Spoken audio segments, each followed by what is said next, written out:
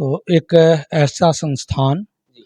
जो पूरे भारतवर्ष में अपनी पहचान रखता था, 1863 में जिसकी स्थापना हुई। बंगाल के पहले मुख्यमंत्री यहीं के विद्यार्थी थे, बिधान चंद्र राय।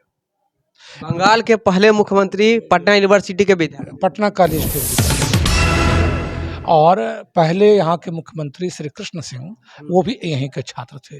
पहले वित्त मंत्री अनुग्रह नारायण सिंह, वो भी यहीं के छात्र थे।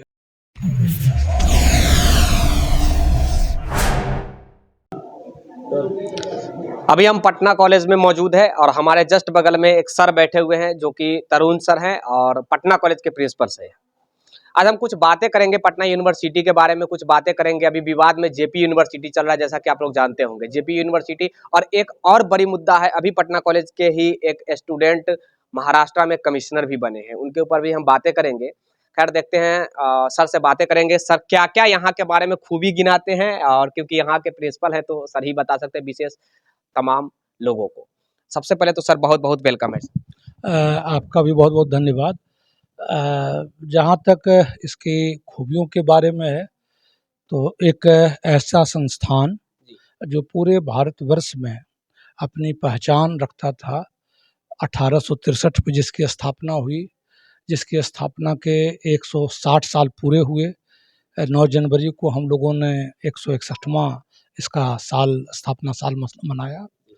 और रह गई बात इसकी विरासत की, तो आप भारत के किसी भी क्षेत्र को, चाहे वो राजनीति का क्षेत्र हो, चाहे समाज सेवा का क्षेत्र हो, प्रशासन का क्षेत्र हो, शिक्षा का क्षेत्र हो, एक भी ऐसा क्षेत्र नहीं है जिस क्षेत्र में पटना कॉलेज के और पटना विश्वविद्यालय के छात्रों ने अपनी अहम भूमिका का निर्वाह नहीं किया। अब जैसे बिहार है, तो बिहार था, बंगाल था, साथ में था। बंगाल के पहले मुख्यमंत्री यहीं के विद्यार्थी थे, बिधान चंद्र राय। बंगाल के पहले मुख्यमंत्री पटना यूनिवर्सिटी के विद्यार्थी, पटना कॉलेज के विद्यार्थी थे, ठीक है। और पहले यहाँ के मुख्यमंत्री श्री कृष्ण सिंह, वो भी यहीं के छात्र थे। पहले वित्त मंत्री अनुग्रह नारायण सिंह, वो भी यहीं के छात्र थे। लोकनायक जयप्रकाश यहाँ के छात्र थे। 1928-32 के सत्र में राष्ट्रकवि रामधारी सिंह दिनकर यहाँ के छात्र थे। तो अब ये आप समझ सकते हैं कि जहाँ ऐसे जगमगाते नक्षत्र छात्र के रूप में रहे हैं, वैसे ही शिक्षक पे भी राष्ट्रीय अंतर्राष्ट्रीय ख्याति के शिक्षक विभिन्न विषयों में हुआ करते थे। अब इतिहासकार रामशरण शर्मा का नाम सारी दुनिया में जानते हैं, जो भी इतिहास पढ़ने वाले जानते हैं। सैयद हसन अस्करी थे इतिहास में, उनका भी सभी लोग नाम जानते हैं। संस्कृत में पंडित रामावतार शर्मा, जिन्हें महामहोपाध्याय कहा जाता था, और महामहोपाध्याय संस्कृत में जो सबसे बड़ा पंडित होता था उसको ये उपाधि दी जाती थी। और अपने जमाने के उनसा बड़ा विद्वान संस्कृत का कोई दूसरा नहीं था। काशी विश्वविद्यालय में भी वो प्रोफेसर रह चुके थे। उन्हीं के पुत्र थे नलिनी लोचन शर्मा, जो हिंदी विभाग के अध्यक्ष भी हुआ करते थे। आप किसी भी विभाग को उठा लेंगे तो आपको प्रत्येक विभाग में अब तक 10-5 ऐसे प्रोफेसर्स मिलेंगे जहां आप उनको राष्ट्रीय अंतर्राष्ट्रीय स्तर के ख्याति के विद्वान कहने में कोई हिचकिचाहट नहीं। सर इतना जो कुछ भी आप बताए कि राजनेता बताए, प्रोफेसर बताए, या फिर संस्कृत के मामले में टॉप रैंक पे जो भी बैठे हुए हैं, चाहे हिंदी के मामले में, मैथ के मामले में, लेकिन प्रशासनिक मामले में भी अगर कहा जाए तो अपना ये जो पटना कॉलेज है कहीं पीछे नहीं। जैसे कि अभी पंचायती राज के डायरेक्टर जो रवि रंजीत कुमार सिंह है, वो भी तो पटना कॉलेज के ही। अपने आप को वो गर्वान्वित महसूस करते हैं। हम उनका इंटरव्यू भी लिए थे तो उन्होंने कहा था कि हम पटना कॉलेज से पढ़े हुए हैं। उसके बाद अभी बात करें, महाराष्ट्र में कमिश्नर एक बने हैं, वो भी कह रहे थे कि हम पटना कॉलेज से ही हैं। लेकिन दूसरी तरफ अगर हम बातें करें तो शिक्षा विभाग पटना कॉलेज के नीचे, अगर मैं बात करूं अपर एजुकेशन नहीं, नीचे की अगर बात करूं, बेस बिहार की आज के समय में जो एजुकेशन में जो बेसिक एजुकेशन जो है वो दिन पर दिन खराब होते जा रही है। क्या उम्मीद है कि आगे चलकर ये आगे? देखिए, इस सवाल को एक बहुत बृहत्तर संदर्भ में उठाना चाहिए जी। आप लोगों को भी सवाल को चलते चलाते नहीं करना चाहिए। समाज के बृहत्तर अंग के रूप में ही शिक्षा संस्थान भी हैं, और समाज के बाकी अंगों में गिरावट होगी, राजनीति में गिरावट होगी, राजनेता हमारे उत्तम कोटि के नहीं होंगे, राजनेता हमारे त्यागी नहीं होंगे, राजनेता हमारे भोगी होंगे, राजनेता जनता के लिए प्राण देने वाले नहीं होंगे, उनके पास बिहार का एक स्वर्णिम स्वप्न नहीं होगा। सब लोग अपने हितों की ही सोचेंगे, उसका असर हम पर भी पड़ेगा, छात्रों पर पड़ेगा, इसमें नौजवान सरकार की भी नहीं दोषी होती है कि शिक्षा एजुकेशन विभाग में कुछ परिवर्तन करे ताकि बेसिक मजबूत रहे, तभी तो ऊपर जाकर कुछ जो आईएएस आईपीएस चाहे जो भी आप बना रहे हैं आगे सर आपकी जिम्मेवारी बनती है यहाँ पे यूनिवर्सिटी में आने के बाद, लेकिन उससे पहले तो बेसिक तो कम से कम मजबूत होना चाहिए। लेकिन आज के समय में सर बिहार की शिक्षा व्यवस्था आपको कहने की जरूरत नहीं है सर, आप देख रहे हैं क्या चल रही है बिहार में। जी, जी। तो ये मैं कह रहा था कि ये जो स्थिति बिहार में शिक्षा के खर्च वगैरह सरकार कर रही है, सरकार खर्च नहीं कर रही। हाँ, पिछले दिनों जो सबसे बड़ा संकट हुआ और उसका बहुत बड़ा असर पड़ा शिक्षा महकमे पर, एक तो स्कूलों में धीरे-धीरे नियमित बहाली बंद हो गई यस यही मैं कहना चाह रहा था सर। और नियमित बहाली की जगह अब अस्थायी लोग जो नियोजित शिक्षक कहे जाते हैं, तो जो रेगुलर टीचर होते थे जिनको कन्फर्म्ड या परमानेंट टीचर कहा जाता है, तो उनका जो समर्पण भाव रहता था, जाहिर सी बात है कि उस तरह के समर्पण भाव की उसमें कमी होगी। अब तो वहाँ रेगुलर पोस्ट ही खत्म किए गए। विश्वविद्यालयों में 10-10 साल, 15-15 साल, 20-20 साल तक किसी विषय में बहाली नहीं हुई। मैं हिंदी का प्रोफेसर था, मेरी बहाली हुई और उसके 20 साल बाद फिर 2-4-5 बहाली जाकर के हुई, जबकि इस बीच 20 लोग रिटायर कर गए। 20 साल में कितना स्टूडेंट आए होंगे और कैसे कैसे पढ़ कर गए होंगे। करके गए होंगे और जिन लोगों ने प्रोफेसर होने का सपना देखा होगा, कॉलेज में प्राध्यापक होने का सपना देखा होगा, उन लोगों के सपने यहाँ खत्म हो गए होंगे। तो कोई दूसरी नौकरी जो मिली होगी, क्योंकि पेट तो पापी है, उसको तो चाहिए, तो लोगों ने अपनी अपनी जगह जिस तरह से मिली नहीं मिली उन्होंने पकड़ ली और 20 साल तक कौन इंतजार करेगा वो। इससे हुआ है क्या कि आज के डेट में पटना विश्वविद्यालय के अनेक विभागों की ऐसी स्थिति है जहाँ केवल पार्ट टाइम टीचर हैं, गेस्ट टीचर हैं, रेगुलर टीचर नहीं हैं, या रेगुलर टीचर 1 हैं, पार्ट टाइम टीचर 5 हैं, प्रोफेसर और एसोसिएट प्रोफेसर कोई है ही नहीं।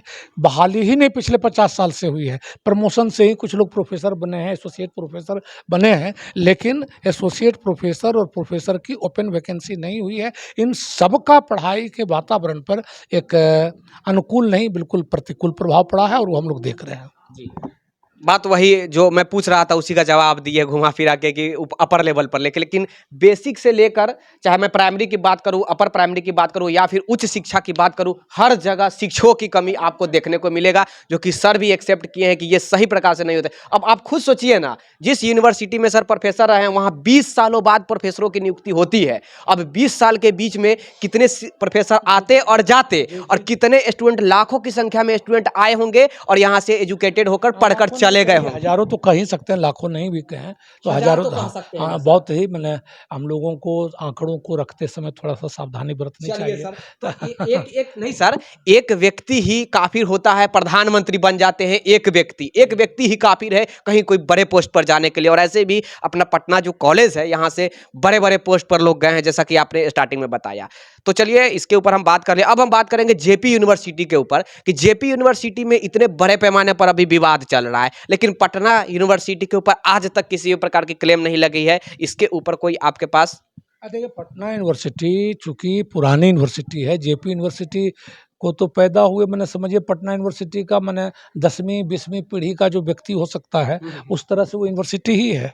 तो उन लोगों को अभी सीखना है, इसलिए देखिए ट्रांजिशन फेज होता है। किसी भी स्थापना से जुड़ी हुई संस्था कोई है तो उसको एक लेगेसी बनाने में थोड़ा समय लगता है।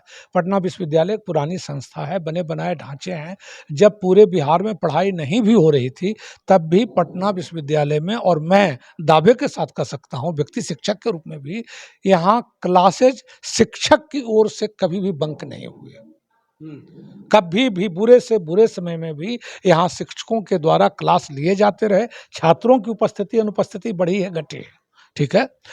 बाकी जगहों पर सुनते हैं कि ऐसी स्थिति नहीं रही, तो कारण उसका ये है कि यहाँ पढ़ने पढ़ाने का एक लंबा पुराना संस्कार रहा है। और आप जानते हैं कि संस्कार ऐसी चीज़ है, चाहे वो अच्छे चीज़ों का संस्कार रहे चाहे बुरे संस्कार, वो टिकाऊ होता है और धुलते धुलते भी उसका रंग बचा रहता है। अच्छा सर, पटना में 2 ही यूनिवर्सिटी पटना सॉरी मैं बोल रहा हूँ, बिहार में 2 ही ऐसी यूनिवर्सिटी है जो समय से ग्रेजुएट करवा पाती है या फिर पीजी करवा पाती है। चाहे मैं पटना यूनिवर्सिटी की बात करूँ या फिर एक मिथिला नाम आता है इसके बाद, कि मिथिला यूनिवर्सिटी भी सही प्रकार से वो पढ़ाई करवाती है समय से।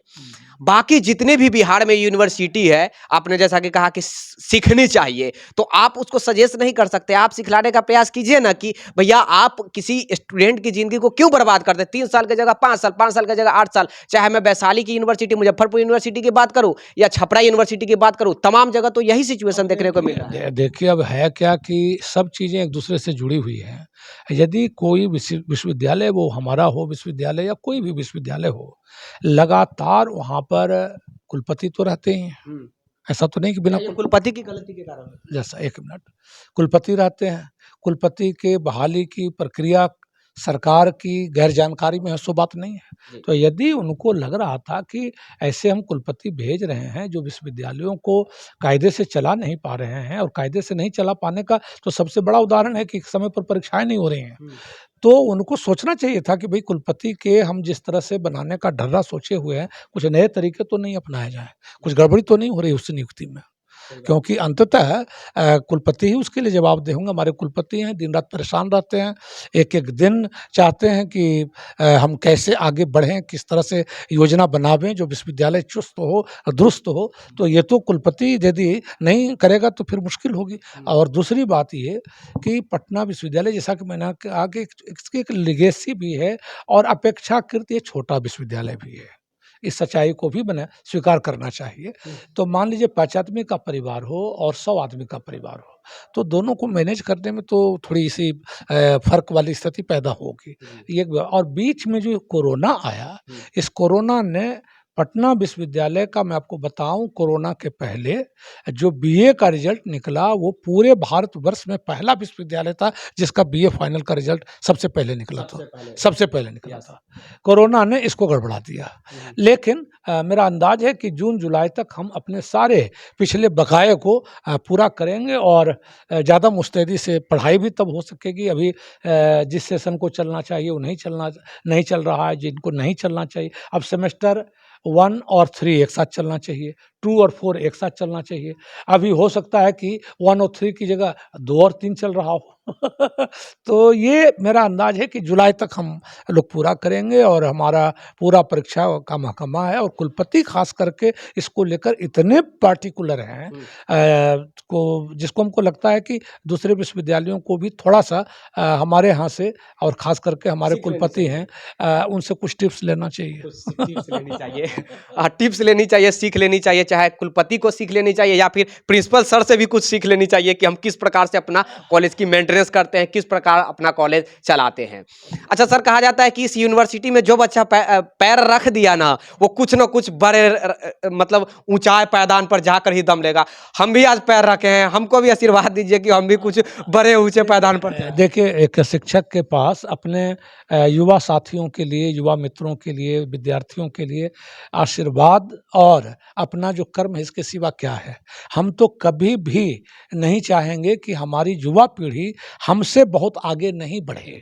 हम हमेशा यही चाहेंगे कि जो मैं हूँ उससे 10 गुना, 20 गुना, 50 गुना आप लोग, हमारे सारे विद्यार्थी आगे बढ़ें, और देश के तकदीर तो आप ही लोग हैं, ठीक है? और उस तकदीर का समझिए कि निर्माता एक तरह से हम लोग को कह सकते हैं। और कहीं हो सकता है कि समाज में कि हम भी अभिन्न अंग हैं, कहीं हम में भी कमजोरियाँ हो सकती हैं, लेकिन हम लगातार, हम अभी महीना दिन नहीं हुआ, आज शिक्षकों के साथ हम चौथी बैठक कर रहे हैं। चौथी बैठक कर रहे हैं। अभी आपके सामने देख रहे हैं, लोग आ रहे हैं बैठक के लिए। आप कुछ देर से आए हैं, ठीक है? तो हम ऐसे ही शिक्षकों को नहीं कहा जाता है सृष्टि निर्माता, यही सृष्टि निर्माता होते हैं, यही पढ़ाकर आगे चल के स्टूडेंट को, अभी जैसा कि आपने बताया कि हम नहीं चाहेंगे कि, मतलब हम कतई भी नहीं चाहेंगे कि वो हमसे नीचे रहे, हमसे ऊंचा ही जाए। दुनिया में 2 ही हैं जो माता-पिता हैं धरती पर, और शिक्षक हैं, जो हमेशा अपने संतानों को और अपने शिष्यों को अपने से बहुत बहुत बड़ा देखते हुए इतने प्रसन्न होते हैं, ईर्ष्या का तो कोई सवाल ही नहीं। चलिए, तो हमको भी आशीर्वाद दे दीजिए, एकदम सर पे हाथ रखकर आशीर्वाद ही दे दीजिए कि चलिए हम भी कहीं दूर लेकिन ये बाबा वाला काम नहीं करवाइए, ठीक है? नहीं बाबा नहीं, आशीर्वाद तो आप ही ना दे सकते हैं सर। हाँ, तो हाँ, आशीर्वाद एक स्टूडेंट मुझे समझकर आप लोग भी थोड़ा मेहनत कीजिए। पत्रकारिता भी थोड़ी गड़बड़ाई है इन दिनों। जी, जी, भाषा उसकी बहुत गड़बड़ाई है। अखबारों की भाषा देख कर के बहुत कष्ट होता है। जी। आप लोग युवा हैं और कैमरा हाथ में पकड़ने से पहले भाषा पर हाथ आप लोगों की मजबूत होनी चाहिए, और बोलने की भाषा हो, चाहे लिखने की भाषा हो। और दुःख का विषय है कि थोड़ा वो, चाहे प्रिंट मीडिया को मैं देख रहा हूँ या इलेक्ट्रॉनिक मीडिया से भी जुड़ा, अब भाषा के मास्टर लोग बहुत कम हैं, बहुत कम है। हाँ, चलिए आप लोग भी अपने को मजबूत बनाइए और विश्वविद्यालय को, शिक्षा को, गाइडेंस तो सर आप ही लोग कीजिएगा उसके बाद। विद्यालय को और कॉलेज को हमेशा आलोचनात्मक निगाह से नहीं, जैसे अपने बच्चे में, अपने घर में, परिवार में कोई कमी है तो हमारा क्या कंट्रीब्यूशन हो सकता है उसको पूरा करने में, थोड़ा सा इस दृष्टि से भी किसी को ही विचार कर, किसी की आलोचना करना बहुत आसान होता है, लेकिन हम उसकी कमियों को पूरा करने के लिए आगे बढ़ कर के क्या कर सकते हैं, इसके लिए समाज के विभिन्न अंगों को अभी विश्वविद्यालय शिक्षा और स्कूली शिक्षा को लेकर के चिंतित होना चाहिए। तमाम प्रकार के हमने बातें करने का यहाँ पे प्रयास किया प्रिंसिपल सर के साथ, चाहे पटना यूनिवर्सिटी की बात करें, जेपी यूनिवर्सिटी की बात करें, जेपी यूनिवर्सिटी की बात करें, मिथिला यूनिवर्सिटी की बात करें, जो भी बिहार में यूनिवर्सिटी है, ज़्यादातर यूनिवर्सिटी डीले चल रहा है और किस प्रकार रख रखाव होनी चाहिए, शायद यहाँ के कुलपति से और प्रिंसिपल सर से भी सीखनी चाहिए कि किस प्रकार से चलानी है यूनिवर्सिटी या फिर कॉलेज। कैमरामैन राजेश राज के साथ मैं विक्की गोयल।